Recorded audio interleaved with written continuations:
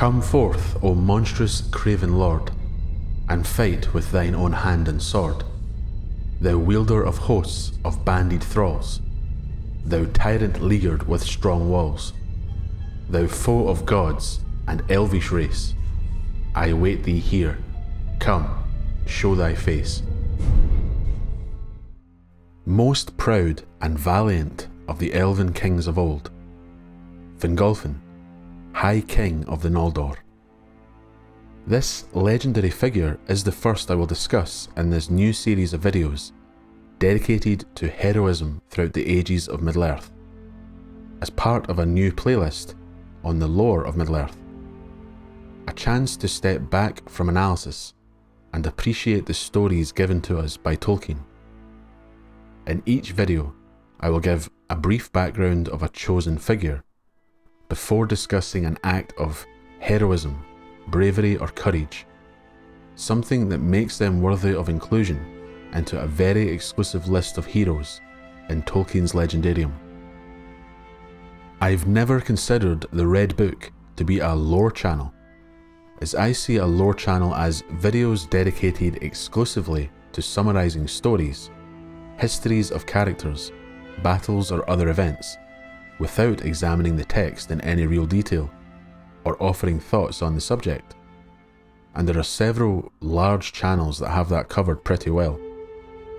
I've always wanted to discuss the text, use it to answer questions, share the history of Tolkien's writings, and hopefully leave viewers thinking about the text and new questions. Still, I love just talking about the stories and the world. This playlist will offer something different on this channel. Now, this isn't a history of Fingolfin video, but before discussing the act that all remember him for, let's give a brief overview of the figure himself. Fingolfin, or Finwë Nola Finwë, as you may guess by that name, is the son of Finwë, the first king of the Noldor. The Noldor being the second clan of elves to reach Aman. According to the peoples of Middle-earth, Finwë named each of his 3 sons after himself. Thus, Finwë Nola Finwë possibly means Finwë Wise Finwë. Maybe a bit of an ego there. Here we will call him Fingolfin. Like any member of that house, Fingolfin boasts an impressive family tree, one that continued to be great long after he was gone. Son of Finwë and Indis, he is brother to Irme, Finarfin, Findus, and half-brother to the most infamous of all elves, Fëanor. Through his marriage, Fingolfin was father to other legendary figures in history: Fingon, Turgon, Arathel, and Argon. Some of these figures will make an appearance in future videos in this series. Described as his father's son, tall, dark and proud, Fingolfin arrived in Middle-earth via the exile of the Noldor from Aman when his father was murdered by Morgoth, causing many to leave the Blessed Realm under the banner of Fëanor in his quest for vengeance. Fingolfin led the largest host from Aman. Despite his reservations about the motives and the journey, he did not want to abandon his people, those who looked to him for leadership before he was ever king. Through Finwë's death at the hands of Morgoth, Fëanor obtained the title King of the Noldor.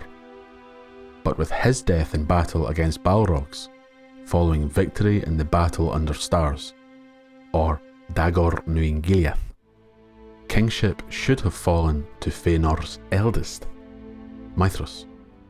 But the actions of his father shamed him and led Maethras to surrender his own claim to the kingship to Fingolfin, meaning Fingolfin became the first High King of the Noldor, those kings outside of Aman, kings in Middle-earth.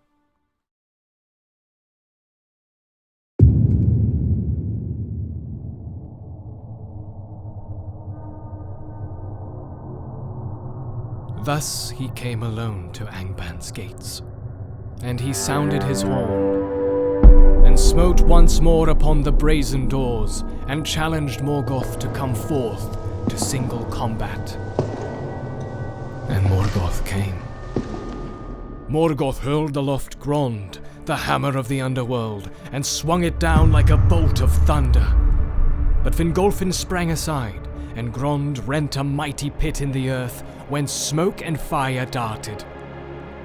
Many times Morgoth essayed to smite him, and each time Fingolfin leapt away as a lightning shoots from under a dark cloud, and he wounded Morgoth with 7 wounds, and 7 times Morgoth gave a cry of anguish, whereat the host of Angband fell upon their faces in dismay, and the cries echoed in the Northlands. But at the last the king grew weary, and Morgoth bore down his shield upon him. Thrice he was crushed to his knees, and thrice arose again, and bore up his broken shield and stricken helm. But the earth was all rent and pitted about him, and he stumbled and fell backward before the feet of Morgoth. And Morgoth set his left foot upon his neck, and the weight of it was like a fallen hill. Yet with his last and desperate stroke, Fingolfin hewed the foot with Ringil, and the blood gashed forth black and smoking, and filled the pits of Grond. Thus died Fingolfin, High King of the Noldor, most proud and valiant of the Elven kings of old. The Noldor had besieged Morgoth's fortress of Angband for 4 centuries. In the year 455 of the First Age, Morgoth finally broke the siege. This was the Dagor Bragolach, or Battle of Sudden Flame. Glaurung the dragon led a host of Balrogs and Orcs after rivers of fire swept Ardgallan. The siege was devastating for the Noldor and those men who aided the elves. Massive casualties were suffered, and Morgoth's relentless pursuit of his enemies gave him a foothold in the north of Beleriand. Fingolfin saw what he thought was the ruin of his people against an unstoppable foe. A siege lasting 4 centuries did not to halt Morgoth's dominance. The plain, once known as Ardgallan, turned to ash through the flames of Angband, becoming Anfauglith, the gasping dust, and Fingolfin rode across it in wrath and despair to challenge the Dark Lord himself to combat. So great was his anger that his eyes were said to shine like the eyes of the Valar themselves. The slaves of Morgoth not daring to halt the king in his approach to the Dark Citadel. Yet it was beyond the strength of Fingolfin to defeat Morgoth, a foe who would not fall by the hand of any of Eru's children at this time. Morgoth would not forget what this battle meant. He would remember each of the 8 wounds he suffered by the king's sword, 7 where he cried in anguish, and the 8th that sent black and smoking blood from his foot, the last desperate stroke of Fingolfin.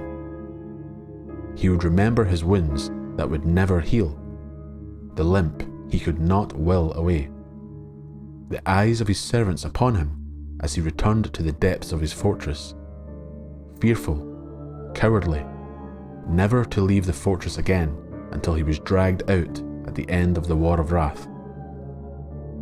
Was this heroic?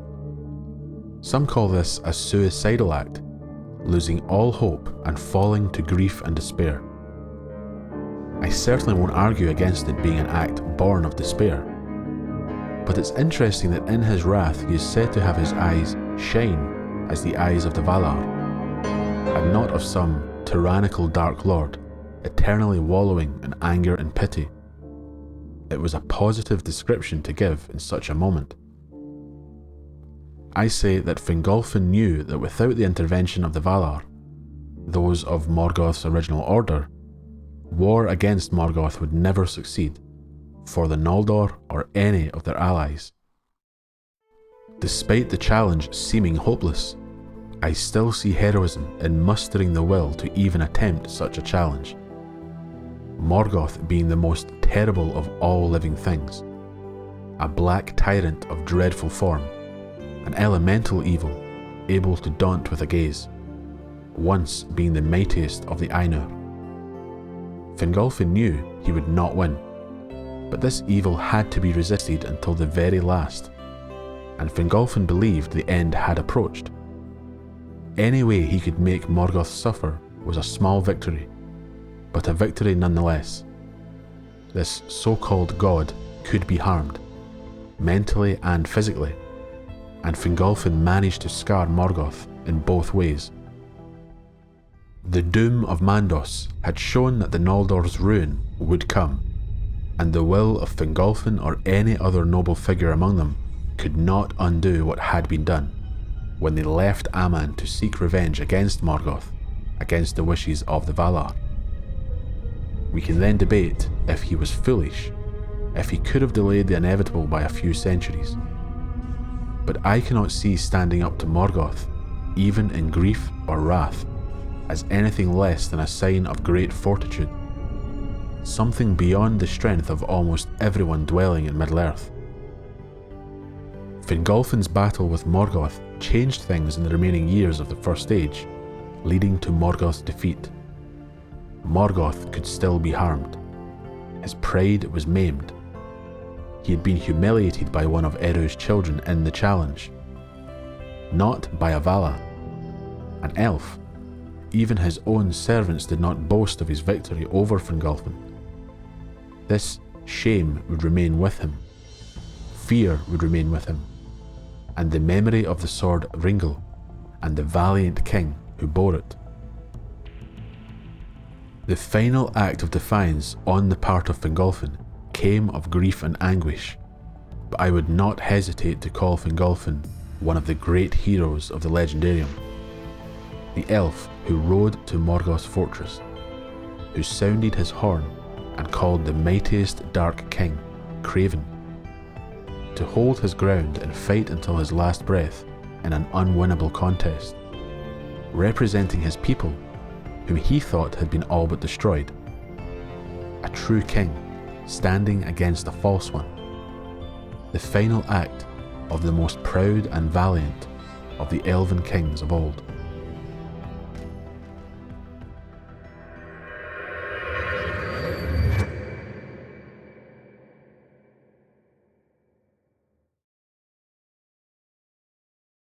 What do you think of Fingolfin's challenge?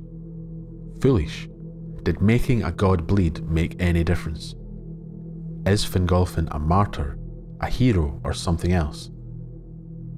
I hope you enjoyed this first video of this new series, and you can expect to see many more figures appear in videos just like it, from the First Age through to the Third Age, and I have noted all your comments and suggestions for who to include in these videos.